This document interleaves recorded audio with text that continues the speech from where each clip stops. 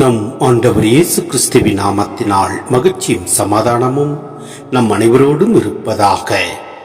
1 தெசலோனிக்கேயர் 5:16-24 முடிய.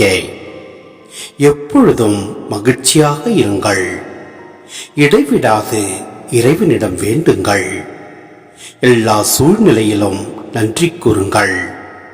உங்களுக்காக கிறிஸ்து இயேசு வழியாய் கடவுள் வெளிப்படுத்திய திருவுளம் இதுவே. தூய ஆவியின் செயல்பாட்டை தடுக்க வேண்டாம், இறை வாக்குகளை புறக்கணிக்க வேண்டாம். அனைத்தையும் சீர்தூக்கி பாருங்கள், நல்லதை பற்றி கொள்ளுங்கள், எல்லா வகையான தீமைகளையும் விட்டு விலகுங்கள். அமைதியருளும் கடவுள் தாமே உங்களை முற்றிலும் தூய்மையாக்குவாராக. அவரே நம் ஆண்டவர் இயேசு கிறிஸ்து வரும்போது உங்களுடைய உள்ளம், ஆன்மா, உடல் அனைத்தையும் குற்றமின்றி முழுமையாக காப்பாராக. உங்களை அழைக்கும் அவர் நம்பிக்கைக்குரியவர், அவர் இதை செய்வார். சிந்தனை: திருச்சபையை வழிநடத்தும் தலைவர்களை மதிக்க வேண்டும்.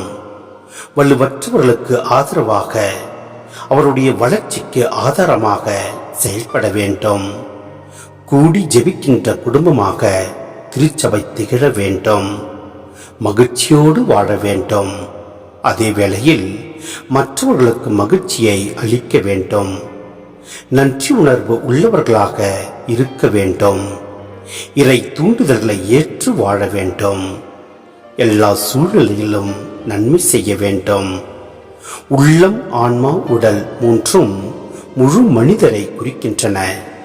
முழு மனிதரும் தூய்மையாக வேண்டும் என்பதே அவரது ஆவல். எனவே நம் ஆண்டவரின் வார்த்தைகளை நாம் ஏற்று அதன் வழியில் நாம் செயல்படுகின்ற போது நம் உள்ளம், ஆன்மா, உடல் மூன்றும் தூய்மையாய் இருக்கும். எனவே நம் ஆண்டவரில் நிலைத்து நிற்போம். எல்லாம் வல்ல இறைவன் நம்மை நிறைவாய் ஆசீர்வதிப்பார். ஆமென்.